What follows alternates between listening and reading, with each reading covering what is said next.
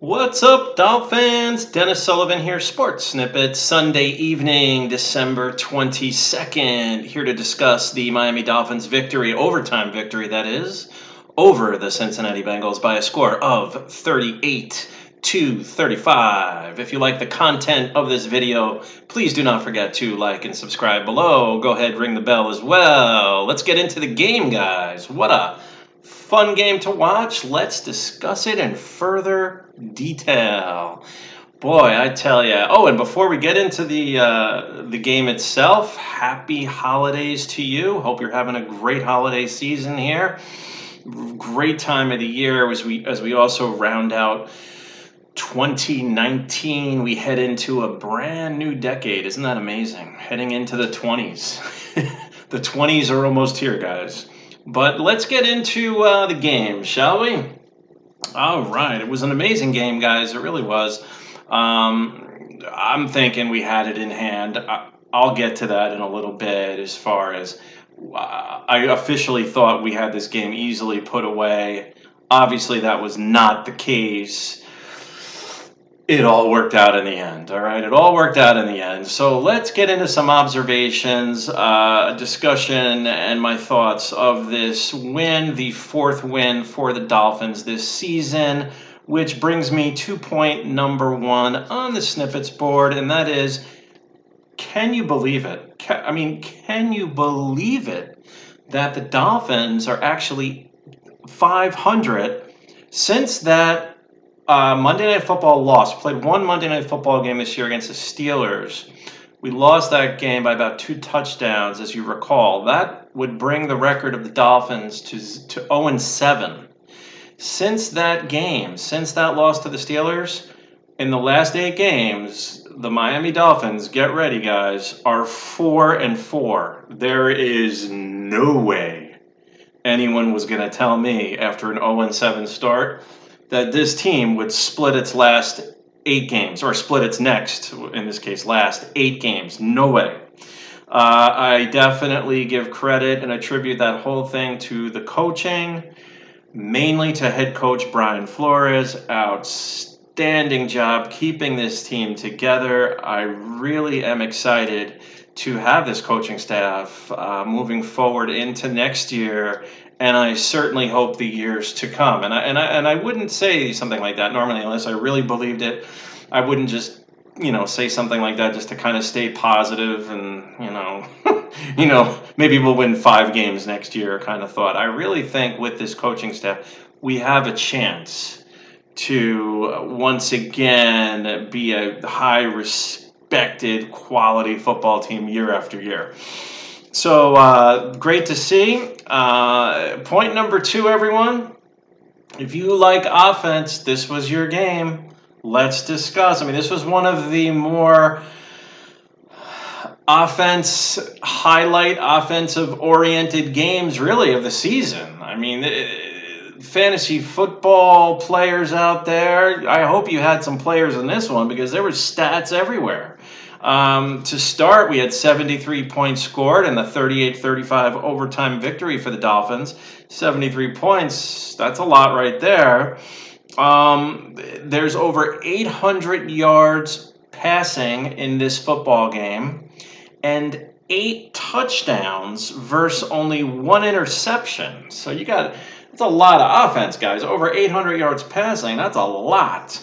And definitely the Bengals had a lot to do with that by really, really hanging in there and almost pulling out a very unlikely victory. I'm lost for words. if I look at what happened here with all the offense that was on display, the Bengals, and I will get a little bit more into the Bengals in just a second. The Bengals almost pulled this one out, but due to their effort and their offensive firepower towards the end, we would end up with 800, and unofficially, guys, we're looking at let's see here. We're looking at about 815 yards passing. That's a lot. And to break that down a little bit more, let's get into a little bit more of my productivity segment that I like to do here when I cover the Dolphin games. And provide an update, I should say, in the coverage of Dolphin games and how the game went. Mr. Ryan Fitzpatrick would finish 31 out of 52. He would throw for 419 yards, 4 touchdowns, and 1 interception. Fitzpatrick was sacked twice. However, the Dolphins would get to Andy Dalton 4 times. This was a very rare case where the Dolphins actually would win the sack battle 4-2. We haven't had many games like that. The rushing game, of course, and the running game, once again, everyone, I mean, it was your typical 2 to 3 yards a carry. Our top 2 running backs, Myles Gaskin and Patrick Laird, as a matter of fact, they combined for exactly 3 yards per carry, which really isn't that bad. That's almost an improvement, with the exception of the Giant game where we had some big runs. In the second half of the season, we have struggled tremendously to run the football. Myles Gaskin, though, really didn't have too bad of a game at all himself, though. 55 yards on 16 carries. Congratulations to him for his first rushing touchdown of his career. Patrick Laird would add 17 yards on 8 carries. Fitzpatrick, 9 yards on 5 carries. Where the Dolphins would excel, of course, is in the passing game. Devante Parker, another big game with 111 yards receiving on 5 catches. He would have 2 touchdown receptions. Mike Gesicki, there you go, the guy that week after week after week in the beginning of the season, I kept just saying, please get him the football. Well, second half of the season, we've done a much better job at that. Mike Gesicki would finish with 82 yards on 6 catches and 2 touchdowns. My mistake, Devante Parker would have a touchdown catch. So Devante was 5 catches, 111 yards, 1 touchdown. Gesicki had the 2 touchdowns. 6 receptions, 82 yards. Those were the 2 most targeted receivers by far for the Dolphins, and I kind of like to see that. Devante Parker was targeted 15 times. Wow, that's a lot. Gesicki was targeted 12 times. I don't think I've ever seen him, at least this season. He's only in his 2nd season, and I'm assuming that's a career high for Gesicki in targets. Albert Wilson played a nice game. I made a separate note regarding Albert Wilson. He got active really early with the underneath throws, and he looked good. I liked his involvement. He would finish with 79 yards receiving on 7 catches. Going back to Devante, by the way, he would eclipse the 1,000-yard receiving mark. He did so on that flea flicker 51-yard reception in the first half. That would put him over 1,000 yards for the season, and he is the first Dolphin receiver to do that since Jarvis Landry would accomplish that feat in 2016. The Dolphins were also helped by Mr. Isaiah Ford, 5 catches, 68 yards. Isaiah Ford with a couple of big plays, 2 in particular, and then he had that one really big catch in overtime. It was a catch and run to set up the game-winning field goal. Ryan Fitzpatrick praising the play of Isaiah Ford in the post-game interview, and he was clutch. Isaiah Ford was clutch for the Dolphins today, no doubt about it.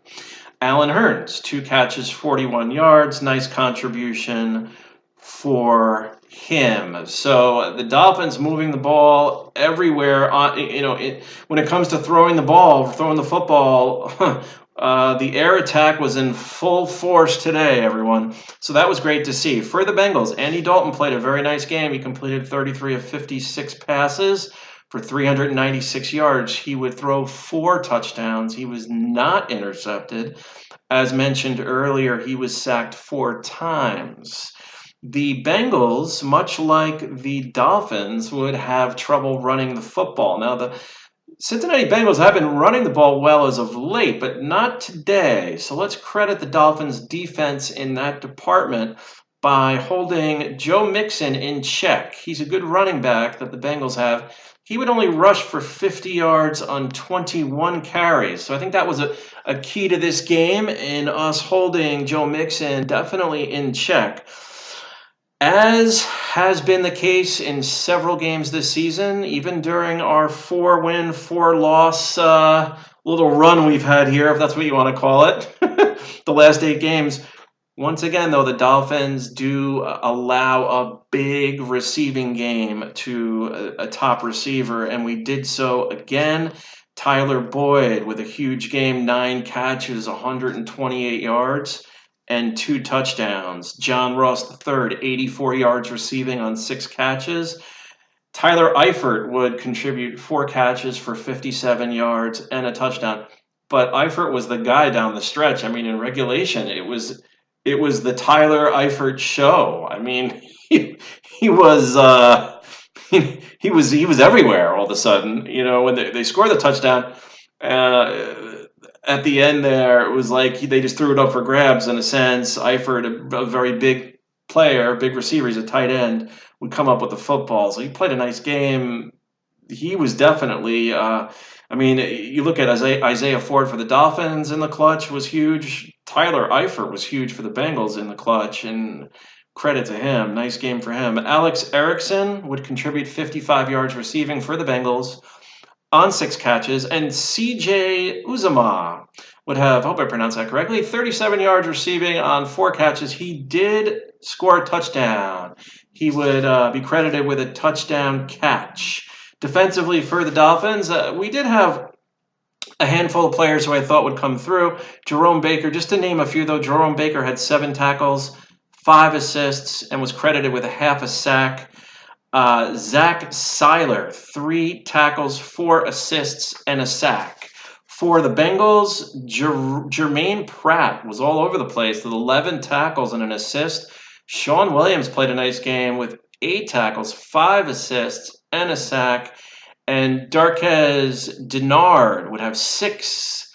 That was 6 catches for Mr. 6 catches. I'm sorry, for Mr. Denard, 6 tackles and 2 assists. So there was some outstanding defensive play, defensive contributions for both teams, really, in this very high-scoring, entertaining game. Point number 3, wide receiver, tight end, 2020 outlook, guys. The look for 2020. I'm not going to spend too much time on this. Probably at the end of the season, we'll do a separate video, readdress this point. I think if there's one area where we're looking fine for next year, when you look at Devante, you look at Preston Williams, who missed the last part of the season with an injury. Alan Hearns is a nice contributor. Of course, we have Albert Wilson, Mike Gesicki. There's a lot of talent as far as catching the football for the Miami Dolphins. Mike Gesicki, hopefully, is here to stay. I'm real happy with him in his second year. Real happy with Gesicki. I think we definitely got ourselves a good tight end moving forward, a very good tight end. So, although there are several areas for the Dolphins to address moving forward, in my humble opinion, the skill positions of wide receiver, tight end should definitely not be a immediate concern. Let's focus in the other areas. The no-quit Bengals, item 4. I tell you what, guys, we were up 35-12. Bengals score a touchdown. There's not much time remaining. I shouldn't use the word still, because I'm looking at my television here. There's under 7 minutes. That's not much time. Dolphins are up 16 points. So I'm making a cup of coffee. I'm looking at the leftover apple pie I had. I still have the game on, but I'm perhaps like the Dolphins, I'm getting a little lackadaisical as far as focusing on the game, thinking we got this one. Let's go to the refrigerator, get a piece of pie, huh? Well, I'm assuming maybe the Dolphins were in the same frame of mind as me, because next thing you know, Bengals score a touchdown, hit a 2-point conversion. Now it's 35-27. Get the onside kick with something like 29 seconds left. Hit a nice pass down the middle. And then the touchdown and another 2-point conversion, no time remaining. We go to overtime. 35-35. I'm thinking that's it. We're going to lose this one. And it would have been a tough one to lose. So item 4, I can't really give enough credit to the Cincinnati Bengals and the way that they fought back to get into this game. I mean, that was impressive. They were down by a lot, guys. It was 35-12. They were marching down the field, finally scored a touchdown, as I mentioned, inside 7 minutes. It's still 35-19. We're up 16 points. They forced an overtime from that.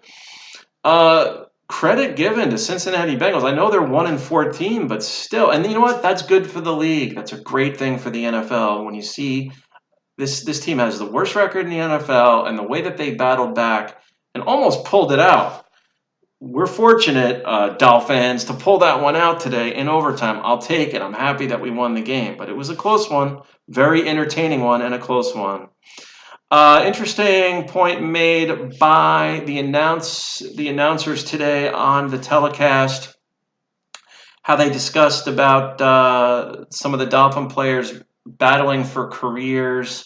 There was, and think about that, there was, the discussion of tanking and all that stuff. But you know what? There was a lot of pride not only pride at stake during this football season. There's players, even right now, going into the last game, but there's players throughout the season on the Dolphin roster. They are battling for a spot on an NFL roster moving forward, hopefully the Dolphins, but they are playing for their careers, guys. That's a big thing, and that's why, I'm not going to spend any time on this because it's a turnoff to me. This whole thing about tanking, I just really, not only do I not like to hear it, I just don't fully believe in it, and I'm so glad we didn't see it. You know what I mean? If anyone thinks teams are tanking, you watched that football game today. That was an exciting game. Much credit to the Bengals for almost pulling that out. So, in the end, players battling for their careers, I'm happy to say, I think we saw a lot of that this year, overtakes, quote unquote, tanking to get the higher draft pick. And that's just my opinion, and I think we saw a nice example of that this season. All right, last but not least, item 5, we are at New England. Our last game of the season, next Sunday. One side note as we head into our last game of the season, Dolphins, we got a Sunday night football game here coming up, Chiefs at Bears. Why do I bring that up? Okay, if the Chiefs win that game, now all of a sudden, New England has to win that game to assure themselves a second seed and, more importantly, a first-round bye. Should the Chiefs lose to the Bears tonight, that game against the Dolphins next week, as far as New England is concerned, means absolutely nothing, as they would have secured a second seed and first-round bye. Okay, so just to keep in mind, should the Chiefs and Patriots finish with the same record, the way I do understand it is that the Chiefs do get the tiebreaker in that situation. I believe they did defeat the Patriots head-to-head a few weeks ago, actually. That wasn't too long ago. A few weeks back, or a handful of weeks back. So let's see how that Sunday night game goes. I know I'm going to end the video saying this. I know, everyone, there would be nothing greater if you're a Dolphin fan like me than the Chiefs winning out, like the Chiefs winning tonight, and we pull an upset. I know it's not likely, but we somehow beat the Patriots in Week 17, and the Chiefs won in Week 17, and New England doesn't get a bye. But I know the chances of that happening aren't very good. The odds of that happening aren't very good because we're dealing with the New England Patriots here. But let's see how all that plays out. I just want to throw in a little entertainment if I can as I end this video. So that covers it for now. We got one game left. Dolphins move with the win to a record of 4 wins, 11 losses. The Cincinnati Bengals fall to a record of 1 win and 14 losses. For you basketball fans, I'll be back here in a couple of days. We're going to update the Miami Heat, and that will be a few short days from now. So until next time, I'll see you. Yes, you. And that'll be next time as I cover the Miami Heat. We will discuss Miami Dolphins next weekend after our game with the Patriots, which is going to be on December the 29th, the last Sunday of the year. Thanks for watching again, everyone. It was a pleasure discussing a narrow victory by the Miami Dolphins, but nonetheless, a very entertaining one. Until next time, Dennis Sullivan, Sports Snippets. Have a good evening.